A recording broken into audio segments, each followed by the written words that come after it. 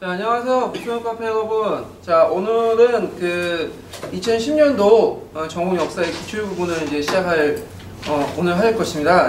예전에 그 겨울 때 그 기출 특강이 있었는데, 그 기출 특강은 그 예전에 이제 92년도부터 해가지고 이번에 10년도까지 이제 했던 거고요, 전반적으로.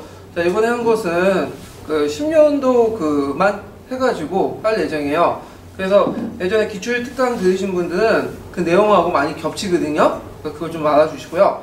그리고 원래 이것을 다 하려고 했는데 오늘 제가 어저께 문제를 풀다 보니까 너무 많은 것 같아요. 그래서 이걸 나눠서 할 예정이거든요. 그래서 다음 주 일요일 날 제가 이제 2차하고 역교훈 2차하고 세계사 부분 하고요. 요거는 한국사하고 그 다음에 세계사 한국사하고 역교훈 부분을 오늘 하고 넘어갈 거예요.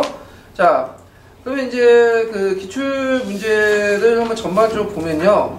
일단 역교훈 같은 것을 보면 게시판이나 이메일 게시판이나 그런 데 이제 들어보니까 문제가 어렵게 나왔다 이렇게 하고 있는데 작년 문제와 비교해볼 때 그렇게 특별하게 어려운 건 없을 거라고 생각하거든요. 제 개인적인 생각으로. 또 왜 어렵게 느껴졌냐 그러면 요번에 나온 것들 보면 되게 남색책 부분 있죠. 남색책 부분에서 나왔어요. 역사의 본질, 남색책이 이제 작년에 6월달인가 7월달 부분에 나왔던 거죠. 그래가지고 그걸 이제 준비한 분도 계시겠지만 대부분 이제 준비를 안 했고 그 다음에 남색책이 갑자기 나오다 보니까 그걸 이제 해도 철저히 준비를 못 했거든요.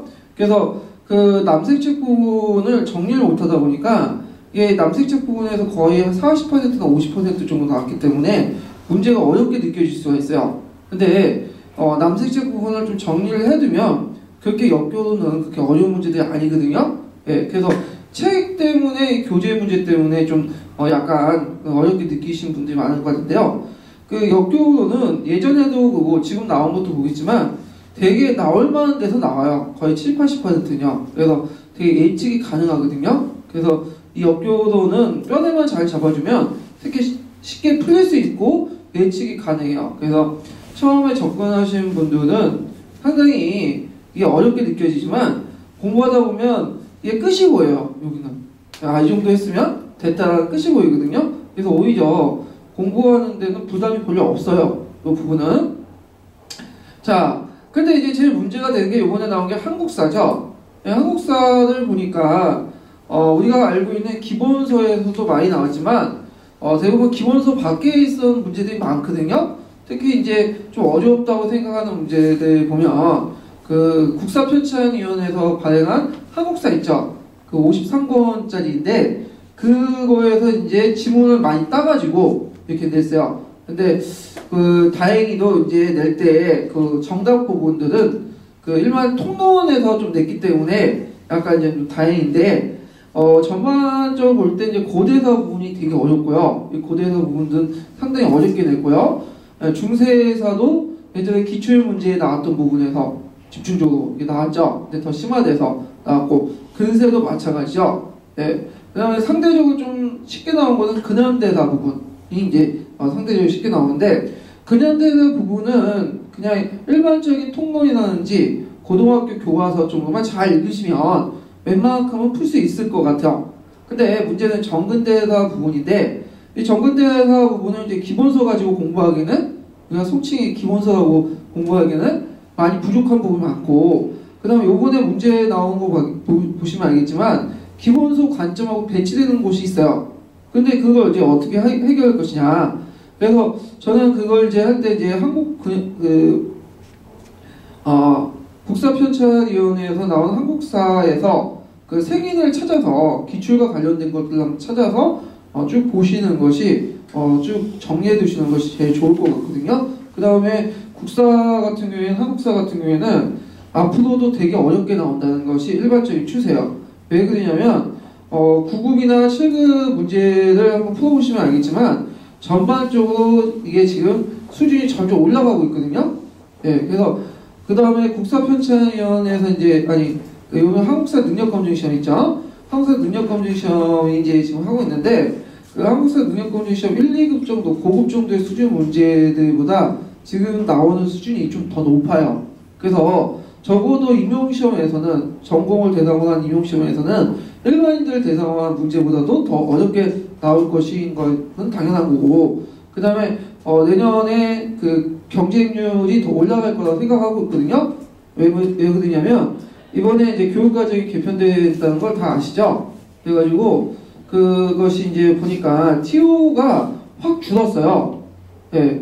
왜 그걸 내가 피부 확실히 느끼게 되냐면 저번 주에 이번에 이제 새로운 교육과정에 맞춰갖고 TO 시수를 이제 줄이는 그랬는데, 그게 이제 사회과, 여기 사회과 도덕과까지 다 포함돼요. 그래서 6과목만, 한 학년에 6과목만 다 가르치도록 이렇게 명시돼 있고, 그 다음에 그것도 이제 뭐냐면 배담을 해야 되겠죠, 사회과 내에서. 그러니까 국사학과에서 돌아온 그 과목 수가 1학년부터 3학년까지 다 합쳐가지고 한 과목이나 2과목 이렇게 돼 있거든요. 그래서 우리는 한국사하고 세계사 부분을 이제 선택을 했는데, 다른 그 일사나 뭐 도덕 같은 경우에는 한 과목만, 뭐 사회문화나 지리, 역사 이렇게 선택을 해요. 이게 이제 내년부터 고등학교 1학년부터 적용이 되는 거죠.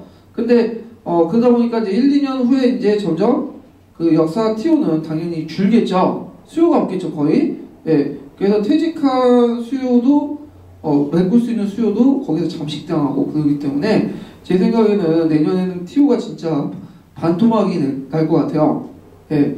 되게 위기상황인데, 하여튼 그렇게 이제 인원이 줄면 그 상황만큼 또 지원자도 줄면 다행인데, 이 지원자 빠지는 게 점점 그 속도가 좀 더 느리거든요. 그러다 보니까 경쟁률이 더 올라갈 수밖에 없고, 경쟁률이 올라가면 시험 문제는 어렵게 나와요. 일반적인 추세로 볼 때. 쉽게 내면 안 되죠. 번번이 더 높으니까. 그래서 한국사 부분이 상당히 어렵게 나올 가능성이 많다는 거죠. 예. 그 다음에 요번에 이제 그 세계사를 한번 보면, 세계사 문제가 작년에 비교해 볼 때는 문제가 되게 쉬웠어요. 예, 되게 쉬웠고, 뭐 몇 문제 제외하고는 그렇게 푸는데 큰 지장이 없을 정도로 그냥 문제였는데, 근데 이제 그 내년에 TO가 확 줄면 세계사도 재작년식으로 또 돌아올 줄 몰라요. 난이도가.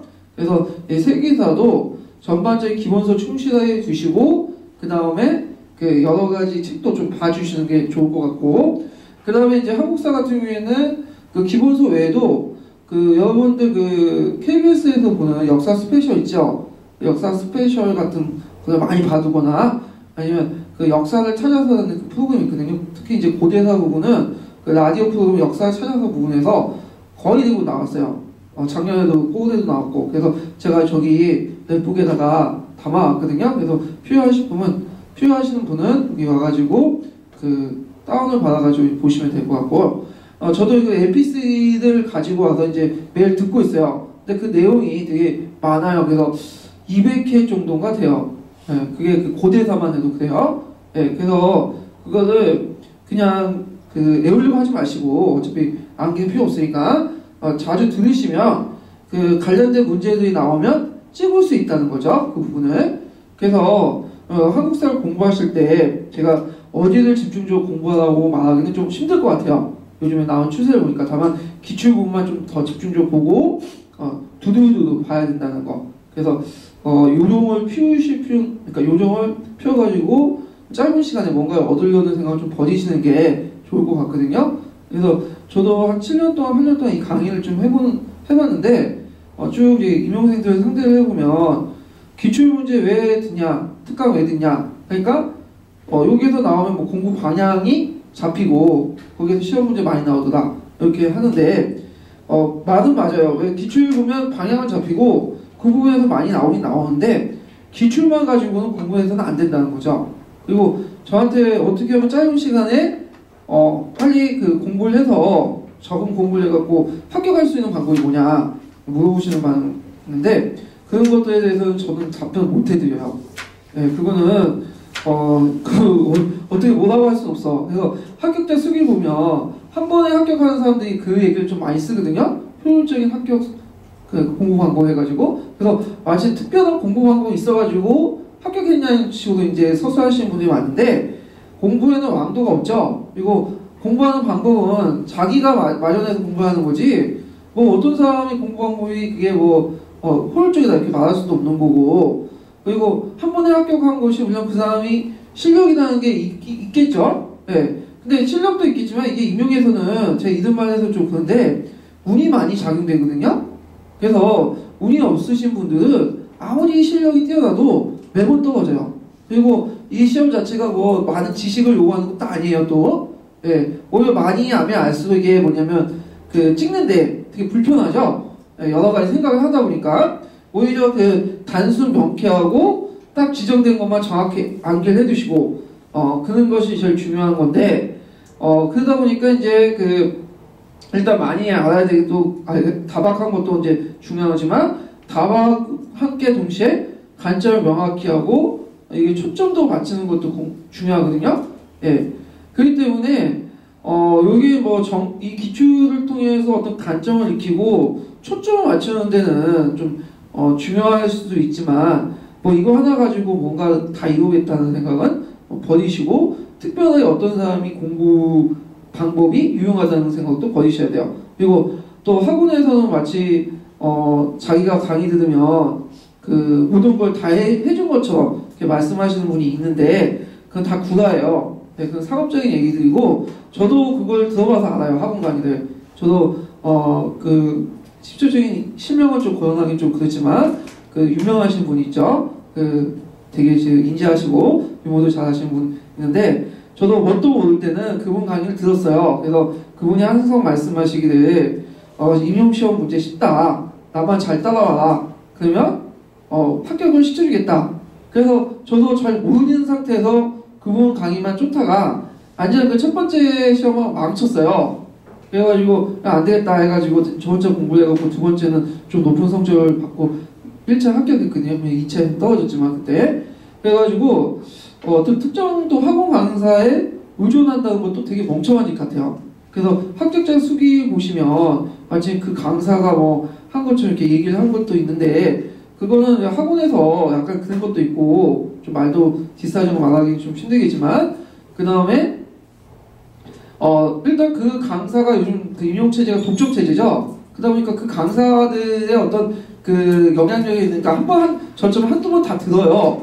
근데 그 중에 이제 고맙다고 생각하는 사람들이 거기다 좋게 써주는 것도 있어요. 그러니까 거품이 많다는 거죠. 근데 그 합격 수기 듣고는 그걸 그냥 생각을 해주시면 안 된다는 거죠. 그리고 저도 제 강의를 하고 있지만 저도 그냥 참고용으로 이제 말하는 거지 제 강의들은 뭐 합격한다 이렇게 보장한다 이거 말씀을 되게 힘들거든요. 그러니까 뭐 강의라는 거는 그냥 참고용으로 들어주시고 이것도 마찬가지예요. 공부라는 건 자기가 해야 돼요. 자기가 해야 되고 자기가 계획을 세워가지고 꾸준히 하면 열심히 꾸준히 하면 여러분들 운이 따르면 합격하는 거지 뭐 특정한 일이 합격시켜주거나 기출문제 잘 해가지고 뭐 합격했다는 말은 거의 99% 거짓말이라는 걸 좀 알아두시고요. 그리고 이 기출문제도 요 정도 수준에서만 참고 수준에서만 알아주시고 그냥 참고만 좀 해주세요. 예. 그래서 그 딱 요거 듣고는 뭐 대단한 기대를 걸고 오시는 분들은 좀 약간 기대치를 낮추라고 하는 얘기니까 좀 알아주시고요. 자, 그러면 본격적으로 이제 강의를 이제 시작을 할게요. 자, 거기 보면 이제 3페이지 보면 그 이제 역교도 문제가 나오는데 자, 이 역교도 문제 보면 1번 문제 풀어볼게요. 자, 다음 글의 내용에 부합하는 수업 전략을 가진 교사의 수업 내용이나 자, 수업 방법 절절한 것은 보기에서 모두 고른 것은 자, 이건 좀 약간 어려운 것 같기도 하는데 이거 관련된 내용들을 보니까 역사의 시간적 변화에 따라 이해하고 각 시대를 인식하고 역사 교육에서 시기 구분을 통해 학생들의 역사 이해를 도울 수 있다. 이렇게 나와있죠. 자, 그 예문을 볼 때 이거는 뭐와 관련된 내용이냐면 남색 책 부분에 역사 본질과 속성이라는 그 장에 나와 있는 부분이에요. 네, 그래서 있는데 거기 이제 보시면 그 문제 분석 내용하고 이제 거의 비슷하게 나갈 테니까 놓치신 분은 이걸 좀 읽고 따라가시면 돼요. 자, 거기 보면 이제 그 내용 안에 보면 무슨 내용이 있냐. 자, 일단 역사의 방법과 교훈. 그러니까 오늘 남은 교훈의 역사 부분이 나와 있고, 그 다음에 그 역사에서 과학성과 문학성의 논쟁이 있죠. 그 논쟁들. 그 다음에 역사의식 관련된 논쟁들, 역사의식 관련된 논쟁들 현재의 관점에서 냈고요. 그 다음에 이제 개인과 그 시대의 어떤 그 역할, 그 다음에 요번에 이제 기출문제 나온 시대 구분, 그 다음에 역사 설명과 인과관계 부분에서 이제 크게 이렇게 전려 나눠가지고 나왔는데 대부분 앞에 있는 내용들과 겹쳐요. 그래서 파란책이나 녹색책 부분은 많이 겹치는데 겹치지 않은 부분이 좀 있어요. 그 중에 하나가 이 시대 구분 관련된 문제거든요. 이 시대 구분 문제는 그 요번에 나온 시대 구분 문제는 앞에 전에 있었던 그 기본서하고 내용이 겹치지 않는 부분들이에요. 그래서 약간 이제 검은 책에서 약간 이제 언급을 했는데 본격적으로 정확하게 명확하게 나온 것은 요 남색책 부분에서 나왔거든요. 그래서 이 남색책 부분에서 이 시험 문제에 나왔어요. 그러면 그 우리가 그 시대 구분을 할 때 시대 구분에서 제일 중요한 것은 뭐냐면 개별적인 사건들이죠. 개별적인 사건들이 있어야지 시대 구분이 하죠. 자, 개별적인 사건들이 있고 이 개별적인 사건들을 어떤 범주에서 묶죠. 예, 이걸 뭐라고 해요? 일반화라고 하죠. 예, 그래서 일반화인데 그래서 일반화 틀 속에서 하는 건데 이게 시대 구분이에요. 그리고 이때 개별적인 사건들 하나를 묶고 한 시대를 묶을 때 또 그 전 시대와 그 후 시대가 있겠죠. 예, 그래서 그 시대와 또 차이를 두죠. 예, 그래서 이제 구체적으로 예를 들어가면 우리는 이제 보통 이제 시대 구분할 때 어떻게 구분하죠? 고대, 중세, 근세, 근대 이렇게 구분하죠. 자, 그래서 이렇게 고대, 중세, 근세, 근대 이렇게 구분하는데 그러면 이걸 이제 구분할 때 여기 제일 중요한 게 뭐냐면 고대는 중세보다 다르고 중세는 근세보다 다르다는 걸 전제를 하는 거죠. 그러니까 시간이라는 것, 사건이라는 것은 계속 변화된다. 시간에 뭘 강조하죠? 변화를 강조해요. 변화를. 그리고 이 변화를 바탕으로 해가지고 나름대로 이 변화된 사건들 하나 묶는 것이 시대 구분이다 이렇게 인식을 할 수 있죠. 자, 그러면 여기서 기본적으로 우리가 변화했다. 그러니까 역사적 변화라고 말을 할 때 세 가지 조건이 있어요. 이걸 꼭 기억을 해두세요. 자, 첫 번째는 변화라는 것은 달라진 상태를 말해요. 달라진 상태, 시간에 따라서 달라진 상태를 말하는 거죠. 만약 내가 계속 이렇게 서 있으면 이거는 역사의 연구 대상이 될 수가 없죠. 내가 움직여야지 변화가 되는 거죠. 역사 연구 대상이 되죠. 그래서 역사에서 시간이라는 것은 변화가 돼야 돼. 아니, 계속 달라진 상태가 계속 돼야 돼. 변화라는 거는, 시간의 변화라는 거는. 두 번째는 뭐냐면 이 변화의 의미 올 때 역사에서는 또 달라진 상태를 의미하겠지만 또 일정한 시간이 경과해야 돼요. 역사에서 변화라고 할 때 일단 달라진 상태지만 일정한 시간이 경과되는데, 자, 예를 들어갖고 이런 거죠. 자, 우리가 지금 계속 지금 제가 말을 하고 있고 움직이고 있고 이런 것들을 계속 하고 있죠. 그러면 이런 것들을 역사로 말할 수 있나요? 아니죠. 이것이 어느 정도 이 행동 패턴이 뭐예요? 계속 어느 정도 일정한 시간을 가질 때 보통 적어도 단위상 뭐 한 달이라든지 그 다음에 1년이라든지 그 정도의 단위는 가지고 있어야지만 우리가 이제 이걸 변화라고 말을 해요. 이런 그 활동상들을. 자, 그 다음에 요 두 가지 조건만 이렇게 갖춰지면 되냐? 그게 아니죠. 또 한 가지 조건이 뭐냐면 그 지속적인 정체성을 가지고 있어야 돼요. 보통 아이덴티티를 가지고 있어야 되는데 이게 뭐냐? 자, 이거는 뭐냐면 약간 이제 변화라는 개념하고 이율 배반적인 의미가 될 수 있지만 이건 상당히 이제 중요하죠. 지속적인 정체성을 가지고 그걸 통해서 계기적인 어떤 계승성과 또 시간의 단절성도 가져야 된다. 이 말이에요. 이게 무슨 말이냐? 자, 설명하면 우리가 이제 지금 빗방울이 계속 내리고 있죠. 빗방울 내리고 있죠. 자, 근데 이 빗방울 가지고 내리는 것처럼 이런 걸 가지고 우리가 역사의 변화라고 말할 수는 없죠. 왜냐면 빗방울 쭉 내리는 건 지금 정체성이 없잖아. 네. 그 정체성을 가지려면 어느 정도의 또 지속성도 가지고 있을 때 정체성을 가지고 있어요. 자, 예를 들어가지고 이게 고대, 중세, 근세, 근대 이렇게 나눴죠. 자, 고대, 중세, 근대, 근세, 근대는 달라진 각각 상태죠. 그렇지만 고대 나름대로 공통된 속성이 기본적으로 있어야 돼요. 정체성을 가지고. 자, 그래서 고대는 뭐 여러 가지 뭐 신분사였고, 뭐 볼품제였고, 쭉쭉쭉. 자, 중세는 중세는 불교사였고, 뭐 그 당시 문벌귀족도 있었고, 쭉쭉쭉. 근세는 또 나름대로 뭐뭐뭐가 있고. 자, 각 지대 그 시대별로 속성들이 가지고 있죠. 그래서 이 속성들은 갑자기 변하는 게 아니라 200년, 300년 동안 뭐가 있었어요?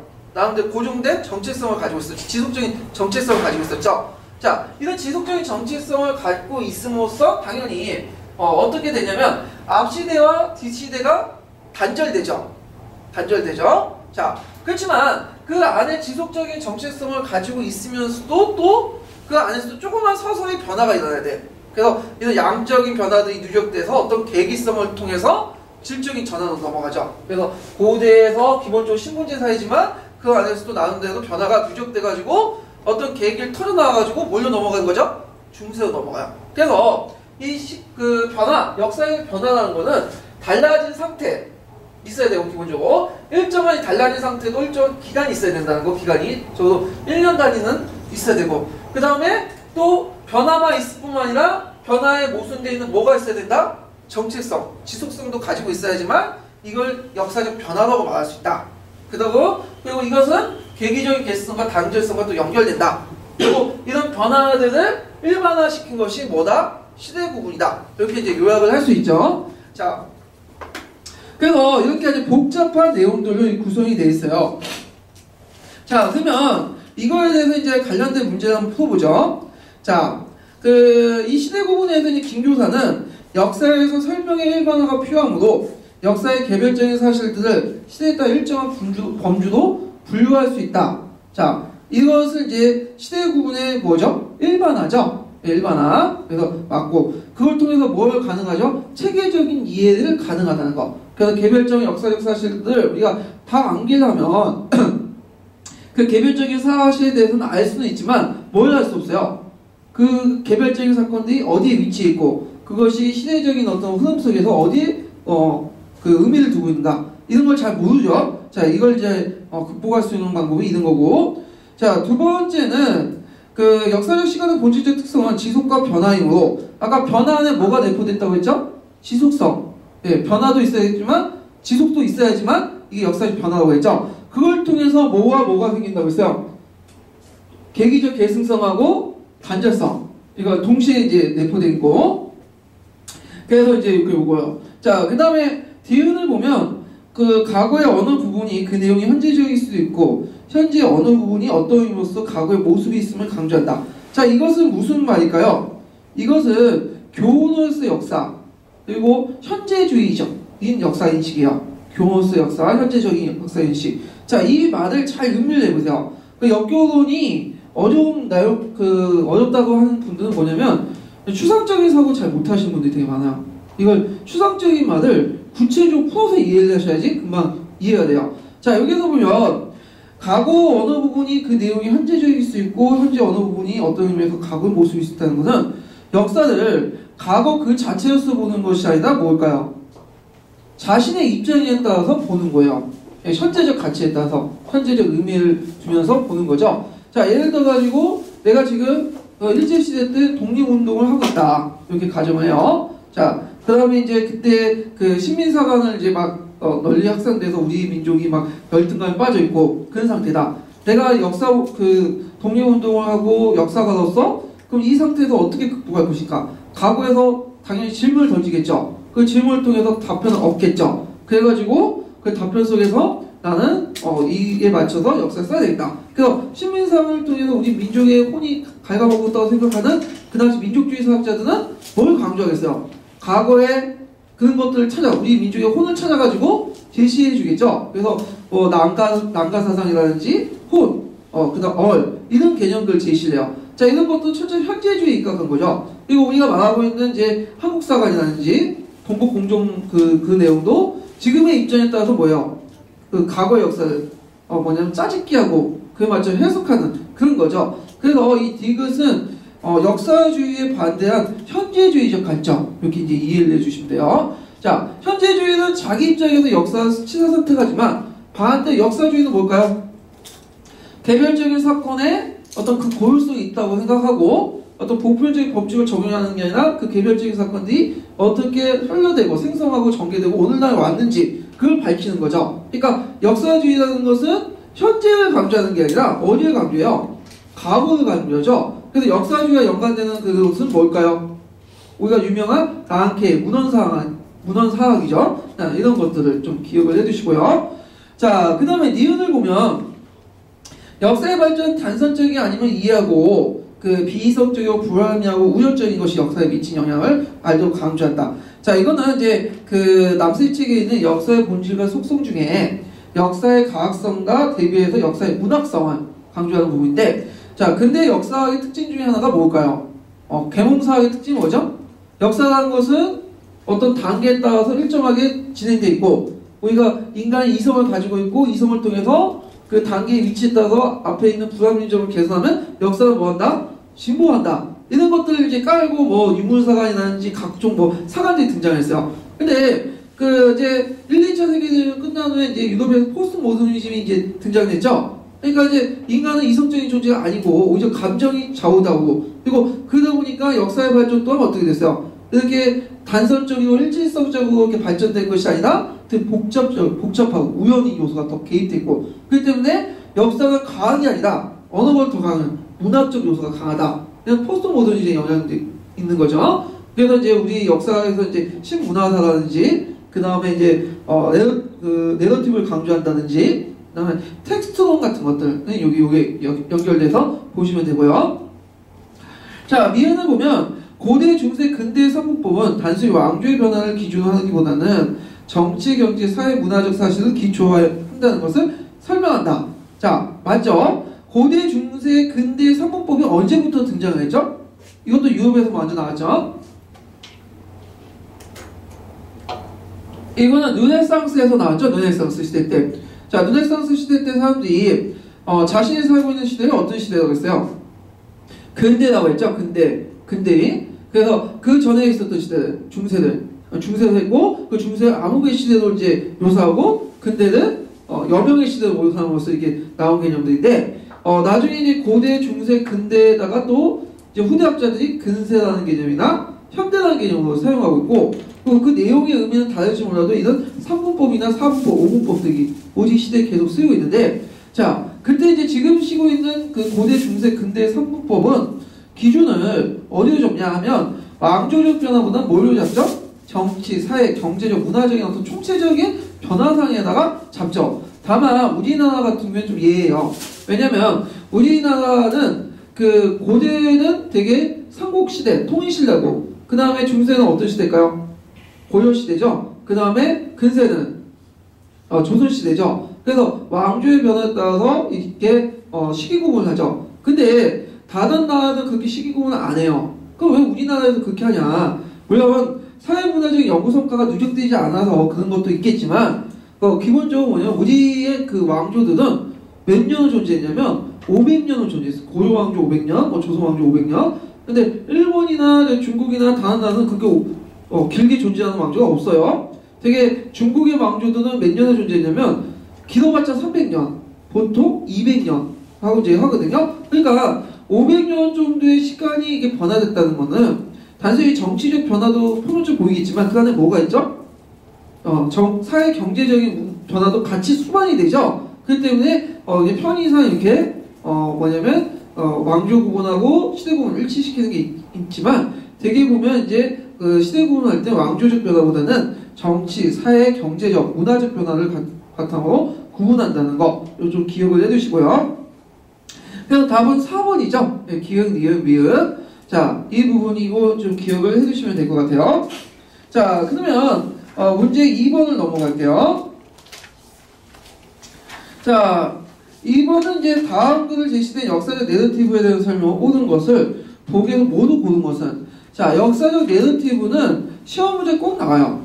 꼭 이거는. 그래서 내러티브 부분은 다 조사해서 공부를 해주셔야 돼요. 집중적으로. 특히 이제 내러티브의 특징이 뭐냐, 이거 되게 물어보죠. 그래서 내러티브 테스트의 특징으로서 설명적 테스트와 대비해가지고 문제 물어보고, 네, 그렇기 때문에 이 내러티브라는 것들을 특징들을 꼭 기억을 해두시고, 이 부분은 이제 갈색책이라든지 그 다음에 요번에 최근 나온 남색책 부분에도 있고 또 파란색 부분에도 있어요. 그러니까 정리를 잘 해두셔야 돼요. 이 부분은 네거티브 꼭 기억을 해두시고.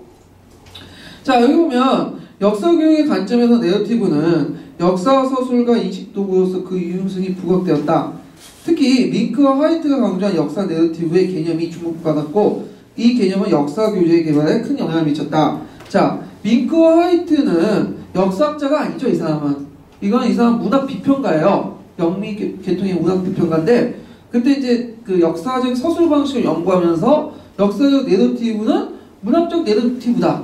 이렇게 주장을 해요. 그래서 이 문학적 네러티브는 역사라는 것은 언어가 적혀있기 때문에 새롭게 새로운 사실을 발견하는 게 아니라 발명하고 구성되어 있는 거다. 이렇게 강조를 하죠. 그래서 역사적 네러티브, 문학적 네러티브다 이렇게 주장을 하는 사람이에요. 물론 그 반대로 역사학자들은 네러티브를 받아들이지만 사실을 바탕으로 네러티브를 하죠. 그래서 이게 대비되는 건데, 근데 여기서 이제 문제 방향들이 그냥 여기에서는 특별히 문학적 네러티브하고 역사적 네러티브가 뭐냐 이 차이점을 물어본 게 아니라 그 밑에 지문을 보시면 알겠지만 전반적으로 역사적 네러티브의 특징들을 물어보기 때문에 이 부분은 나중에 제가 이제 언급을 해드릴게요. 네, 문학적 네러티브와 역사적 네러티브 특징은요. 그러면요. 자, 그다음에 그러면 문제를 이제 풀어보면, 자 여기 보면 이제 그 첫 번째 보면 집단적이고 일반적인 것보다 개별적으로 독특한 걸 다룬다. 맞죠? 자, 그 네러티브라는 것은 그 사회과학의 어떤 분석적 서술 방식과 달리 개별적인 걸 되게 강조해요. 네, 개별적인 거. 그래서 개별적인 사실에 의미를 부여하죠. 자, 근데 주의할 것은 개별적인 사실에 의미를 부여하지만 그 여기 안에서 또 나름대로 통일성이 있어요. 통일성. 그래서 개별적인 사실도의 의미를 부여하지만 나름대로 통일성을 있다는 거. 그래서 어떤 역사적 맥락에 따라서 개별적인 사실들의 그 의미를 부여하는 거지. 그 뭐냐면 아무렇게 그냥 개별적인 사실을 나열하는 것이 아니라는 거죠. 이건 이제 갈색책 예문 부분에 있는데, 자 이것을 뭐라고 이제 갈색책에서 얘기하냐면 다양성 내에서도 통일성을 추구한다. 그러니까 개별적인 사실 속에 역사적 맥락이 깔려 있어서 다양성 내에 통일성을 추구한다. 이렇게 이제 기억을 하고 있죠. 자, 두 번째 뭐냐면 그 두 사건의 필연적인 인간관계 지시하기보다는 두 사건의 개연성을 강조한다. 자, 개연성이라는 건 뭐죠? 있을 수 있을 만한 그 가능성이죠. 예, 인간성이라는 거는 앞에 있는 사건이 뒤에 있는 사건에게 필연적으로 연결된다. 그런 내용이죠. 그래서 그 역사에서 인간성이라고 할 때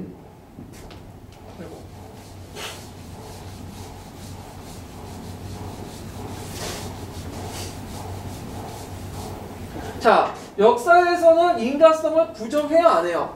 이거부터 일단 정리하죠. 인간성을 부정해요, 안 해요? 부정 안 하죠. 이거 꼭 기억을 해주세요. 근데 상대적으로 뭐냐면 사회과학에 비해서 인간성은 보조적이에요. 그러니까 사회과학에서는 인간관계 자체를 되게 중요시 여기죠. 여기에 초점을 맞춰서 이제 그 연구를 하는데, 역사에서 인간성이라는 거는 부정은 안 하지만 보조적인 거야. 보조적인 거예요. 그래서 역사에서는 인간적인 서술은 보조적인 거고, 어디에 초점을 맞추냐면 그것에 대한 기능적인 접근을 해요. 어떻게 해서 그 사건이 일어나고 그 사건이 어떤 식으로 흘러있고 그 의미가 뭔가. 그래서 이걸 이제 그 갈색책에서 어떻게 이제 얘기를 하냐면, 인간적 접근보다는 왜 이렇게 일어나는 인간적 접근보다는 어떻게 일어났는가. 그래서 이걸 뭐라고 하냐면 기술적 묘사라고 해요. 그러니까 분석적 묘사보다는 분석적인 어떤 서술보다는 기술적 묘사에 초점을 맞춰서 해요. 그렇다고 해서 분석적 서술을 무시한 게 아니라 상대적으로 그렇다는 거예요. 기술적 묘사에 초점을 맞춰서 하고 있다는 걸 좀 기억을 해두시면 되고, 그 다음에 역사에서 인간성이라는 것은 필연성이 내포된 게 아니죠. 필연성이 뭐가 있죠? 그럴 것이란 개연성이 내포된 개연성. 그래서 자연과학에서는 인간관계를 할 때 아까 언급한 A라는 사건이 있고 그 다음에 B라는 사건이 있죠. 자, A라는 사건과 B 사건이 시간적으로 선후야. 그래서 B라는 사건이 일어나면 A라는 사건은 꼭 뒤따라와요. 그럴 경우에는 이제 그 자연과학에서는 인간관계가 있을 것이라고 추정은 하지만 딱 확정할 수는 없어. 어떻게 인간관계를 추정하죠? A와 B라는 사건이 일어날 때 꼭 A라는 사건이 일어나야 되고 그 A라는 사건이 B라는 사건을 설명할 수 있는 유일한 벤타성을 가지고 있을 때 우리는 자연과학 인과관계라고 하죠. 자, 예를 한번 들어보죠. 자, 여기에 이제 그 그릇이 있어요. 그릇에 물을 이제 담아 놓죠. 물 담아놓고 요 밑에다가 이렇게 불 때워요. 그럼 물은 몇 도씨에서 끓죠? 네, 우리가 알고 있는 100도씨에서 끓다는 걸 이제 알고 있고 이게 수증기들이 기하되지만 자, 이런 것들은 자 어떻게 인과관계를 형성할까요? 일단 열을 가하는 것이 원인이 되는 거죠. 그 다음에 열의 원인을 받아가지고 뭐예요? 물이 끓는 것이 결과가 되는 거죠. 그러면 이제 인과관계가 되는 거죠. 그러면 A라는 사건이 있을 때만 꼭 뭐가 되는 거예요? B라는 사건이 형성이 되는 거죠. 그게 인과관계예요. 다른 요인들이 있을 때는 형성이 안 돼요. 그래서 그 과학적인 인과관계에서는 뭐가 내포되어 있다? 인과관계 벤타성이 내포되어 있어. 그러면 상관관계가 뭘까? 상관관계는 과학에서 말하는 상관관계는 자 두의 사건이 있을 때 꼭 필수적으로 따라오지만 그게 영향을 미치지 않는 거예요. 이게 뭐냐? 자, 그 100도씨의 물이 끓으면 열이 필요하지만 동시에 또 뭐가 필요하죠? 시간이 필요하죠. 시간이 어느 정도 지속이 돼야지 뭐냐면 끓 거 아니에요. 그럼 요때 시간이라는 것은 끓는 거고 어떤 관계죠? 인과관계가 아니라 상관관계죠. 예, 상관관계. 이럴 때 이제 상관관계라고 해요. 그러니까 엄밀하게 그 자연과학이나 이런 데서는 인과관계하고 상관관계를 명확히 구분하고 그래요. 근데 역사에서는 그렇게 구분이 돼요? 아니죠. 인과가 뭐예요? 상관이 될 수도 있고 또 인과관계 설명할 때 우리가 이제 할 때 한 가지 원인뿐만 아니라 뭐죠? 다양한 원인을 제시하죠. 네, 다양한 원인. 그 다음에 또 개연성 있는 원인도 제시하죠. 네, 그래서 이 인과관계라는 것이 과학자처럼 이렇게 타이트하게 쪼여있는 게 아니에요. 그래서 이거는 이제 그 과학적 인과관계와 구별하기 위해서 이걸 뭐라고 이제 갈색책에서 하냐면 따로 용어를 붙였는데 이걸 인과적인 요소다 이렇게 주장하죠. 인과적 요소. 그리고 인과적 요소는 또 상대적으로 볼 때 기술적인 묘사, 이게 분석적인 묘사라고 하죠. 인과적 요소 왜 일어나는가 보다는 상대적으로 볼 때 뭐냐면 기술적인 묘사보다는 좀 중요도가 떨어지죠. 네, 다르긴 다르지만 네, 그런 것들을 좀 기억을 해두시면 될 것 같아요. 자, 그 다음에 디귿을 보면 인간의 의도와 행위에 대한 기술적 묘사보다 분석적 설명에 초점을 맞춘다. 자, 분석적 설명은 어디죠? 인과관계를 말하는 거고, 자, 기술적 묘사는 그 사건이 어떻게 진행됐는가 그런 거죠. 그리고 분석적 설명, 이 사건이 왜 일어났는가. 아까 말했지만 이것도 다르지만 중요한 것은 기술적 묘사와 분석적 설명 중에 어느 게 더 강조된다? 기술적인 묘사에 더 강조된다. 이걸 좀 기억을 해주시고 당연히 오답이죠. 자, 그 다음에 특정 하자가 드러내지 않도록 인물과 사건을 시공간 속에서 구축한다. 자, 시공간 속에서 구축한 것까지 맞는데 왜 틀렸을까 이거는? 자, 여기서 보면 특정을 하자라고 했죠. 드러나지 않는다고 했죠. 근데 설명적 테스트의 특징에서는 해당돼요. 자신의 설명적 테스트에는 하자가 드러나지 않죠. 그래서 이걸 뭐라고 하죠? 국어에서는 전지적 작가 시점이라고 하죠. 그래서 작가가 마치 모든 것을 아는 것처럼 이렇게 이제 서술하고 마치 객관적인 사물들을 모사한 것처럼 이렇게 서술하는 게 전지적 작가 시점인데, 근데 내러티브는 전지적 작가 시점도 있지만 대부분 어떤 시점이죠? 1인칭이에요. 1인칭이라는 것은 나를 뭐예요? 직접적으로 그 테스트 안에 드러내죠. 자, 그러면서 이 글이 객관적성을 띠고 있는 게 그게 아니라 나한테 주관적이고, 이것을 읽고 있는 독자들은 주관적이기 때문에 어떤 테스트에 대해서 다양한 반응을 또 이끌어내죠. 아, 이것도 사실일 수 있다.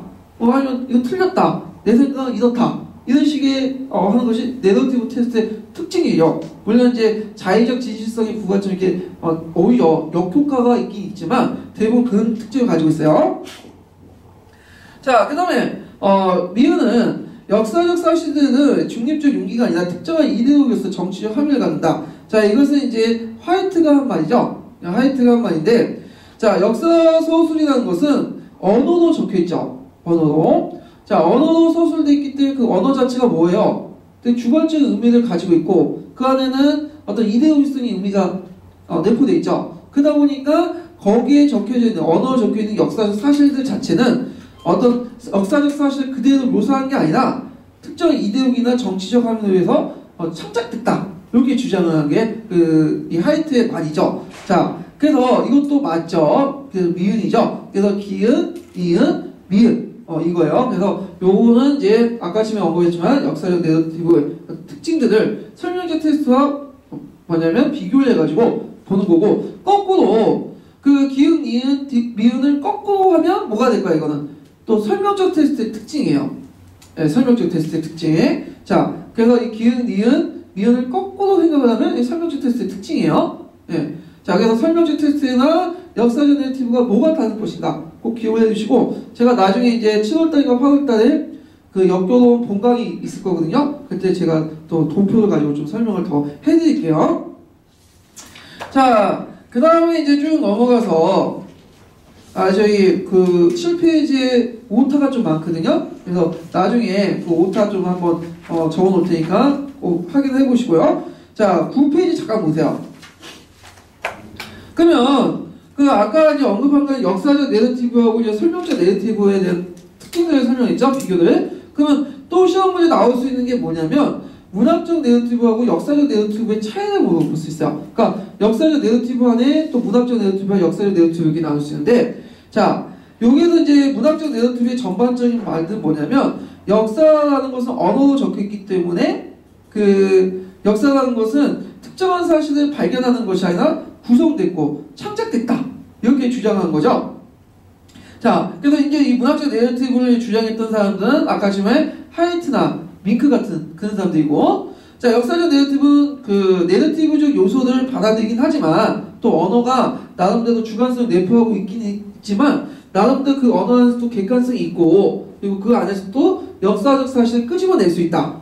그렇기 때문에 내러티브의 도입은 주장은 어느 정도 인정을 하겠지만 역사가 모두 다 창조 언어의 이제 허구성 때문에 다 창조했다고 말하기는 힘들다. 그 역사의 목적은 구성, 서술이 아니라 창조가 아니라 뭐 했다?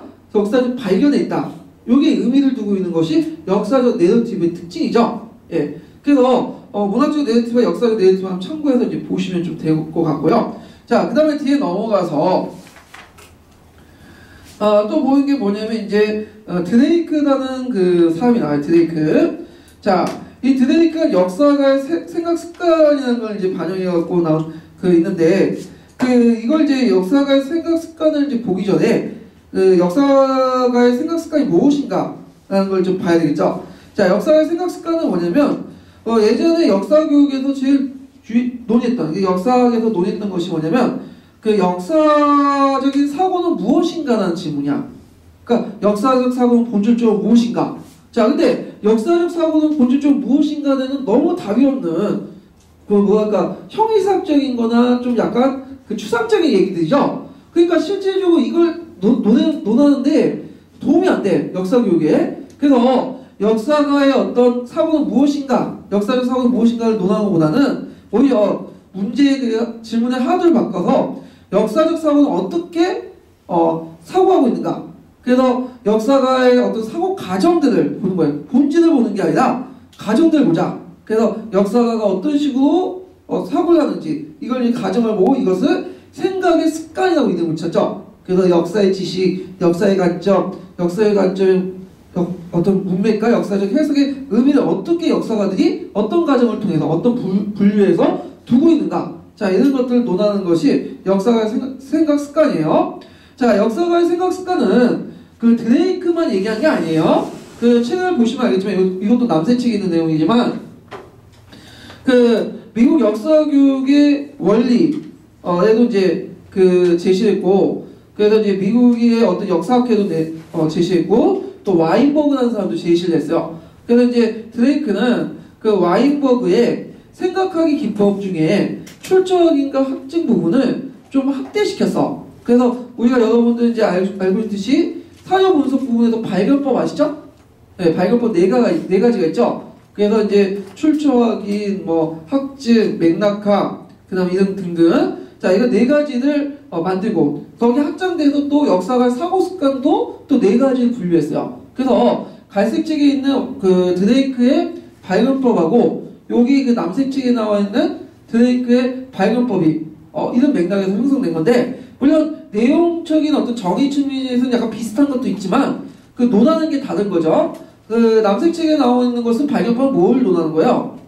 사료 비판 분석을 논하는 거고, 요거는 역사가의 사고 습관, 실제 역사가들이 어떻게 생각을 하고 있는가, 그걸 논하는 거죠. 그러니까 이걸 좀 구분을 해보셔야 돼요, 그거는. 자, 그러면 첫 번째로 얘를 뭘 하냐면 출처 확인이 있어요. 첫 번째. 그거는 이제 옆에 있어요. 옆에 그 제가 문제 해석 부분에 다 적어놨으니까 그걸 보고 따라서 보시면 돼요. 자, 출처 확인이라는 건 뭐냐면 역사가가 사료를 분석하기 전에 저자의 신뢰성, 의도, 사건 당시의 상황 등을 의문을 가지는 것이 출처 확인이죠. 자, 그러면 1번, 2번, 3번, 4번, 5번 중에 출처 확인은 어딜까요? 답만 찾으시면 안 되죠, 여기서는. 네. 출처 확인 뭐죠?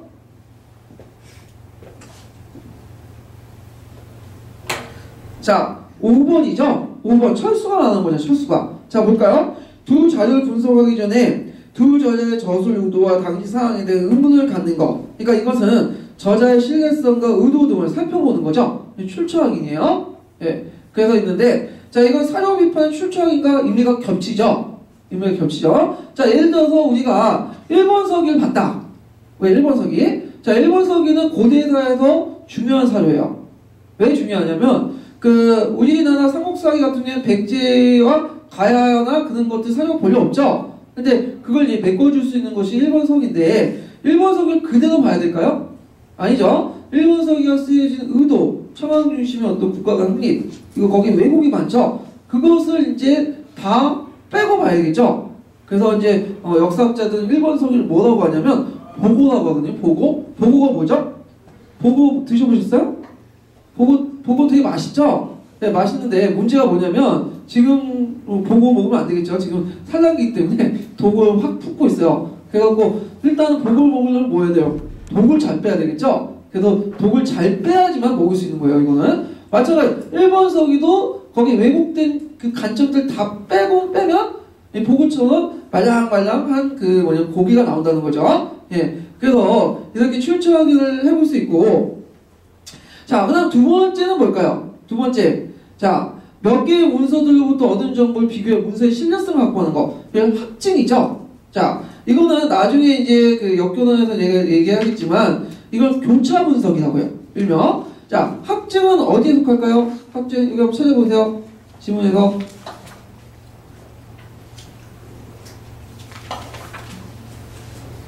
자, 여기 보면 1번이죠. 지형. 자, 마르코 폴로의 저술은 당시 포르체스카 교단의 수도사 등의 몽골과 중국을 다녀온 여행기에 비교해 그 신뢰성을 판단한다. 나왔죠? 그래서 두 개의 문서를 비교해서 확증한다는 거야. 그래서 나중에 이제 좀 얘기를 하겠지만, 예전에 사서가 모두 사실을 말해주는 건 아니죠. A라는 사서는 사실을 말할 수 있고, B라는 사실은 거짓말 얘기할 수 있죠. 근데 똑같은 사실을 보고도 다른 얘기를 해, 사료는. 그러면 한 사료만 보지 않고 두세 개의 사료들, 여기에는 유물 요소도 마찬가지예요. 교차 분석을 해가지고 확증을 할 수 있죠. 자, 예를 들어서 이런 게 있어요. 왕흥사라고 여러분 들어보셨어요? 백제? 그 백제 사위에 가면 왕흥사의 지가 있거든요. 그 왕흥사가 언제 만들었냐고 삼국사기에 적혀있냐면, 삼국사기나 삼국유사는 이게 이제 법황 때 만들어서 나중에 무왕 때 완성됐다, 이렇게 돼 있거든요. 근데 최근에 왕흥사지에 사리암이 발견됐어요. 그 터 안에 있는 절탑 안에, 그 탑 안에 그 사리암이 발견됐는데, 그 사리암 명문에 뭐라고 적혔냐면, 백제 청왕이 자기 아들을 위해서 만들었다, 왕흥상을. 이렇게 적혀있어요. 그러면 앞에 있는 삼국사기와 삼국유사와 그 다음에 그 명문 사료하고 차이가 있죠. 그러면 어떤 사료를 믿어야 될까요? 그게 교차 분석을 할 때 원칙이 있죠. 1차 사료와 2차 사료가 있으면 이게 다른 경우에는 몇 차 사료가 우선이죠? 그 당대에 적혀있는 1차 사료가 우선이죠. 네, 2차 사료는 그 후대의 얘기잖아. 그러니까 삼국사기 삼국유사는 우리로 입장을 볼 때 시간적 관념을 보면 우리적 조선 초기, 고려 후기 때 쓰여지는 것만큼 시간적 거리가 있어요. 그러면 이때는 저도 1차 사료를 믿는 게 이게 정설이죠. 그러니까 두 개의 사실이 다를 경우에는 어떤 특정한 사실들을 골라내거나 그 안에서도 진실을 뽑아내는 그런 것들이 확증이죠.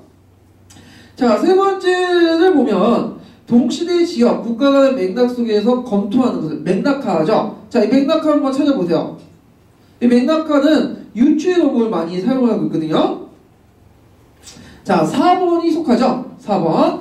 그래서 두 저자가 타 문화의 간섭에 대한 기술한 것을 당시 유럽과 이슬람 사이의 문화적 맥락 속에서 검토해라. 그래서 그 유럽과 이슬람이 가지고 있는 어떤 특정한 그 생각들이 역사적인 어떤 동시대도 어떤 위치에 있는가, 차이점, 이걸 맥락화라고 볼 수가 있죠. 그 다음에 여기는 안 나타나있지만 그 마지막으로 이거는 이제 그 와인법의 발견법하고 좀 개념이 달라요. 이건 완전히 다른데 그 서로 간의 다른 텍스트 간의 관련성과 문서를 분석해서 당대 지역의 사건들을 비교하는 비교적인 사고들이 있어요. 비교적 사고. 자, 그래서 이렇게 출처적인 학적 맥락화 비교적 사고, 이게 역사가의 사고 습관이죠. 예. 그러면 여기에서 이제 드레이크가 정의되어 있지 않는 역사적 사고 습관은 어디일까요? 이건 2번이에요. 2번. 그래서 두 자료가 제시된 사실과 측측, 그 증거 주장에 있고 터키와 중국 여성의 당시 지역 풍수를 구분한다. 야, 이거는 어디에서 나오는 게 사고 습관이냐면 그 미국 역사 교육 그 뭐냐면 협회에서 사고의 습관이라는 정의가 있는데 그 중에 뭐냐면 그 역사적 사고를 상세하게 제시하는 읽기라는 분류가 있어요. 읽기. 이 부분에 나왔어요. 그래서 이것도 남색 책에 있는 부분에 나와 있거든요. 남색 책에. 그래서 남색 책에 있는 그 역사의 사고 습관을 한번 정리해 두시는 것도 좋을 것 같아요. 자, 그 관련된 내용들은 그 지문들이 있으니까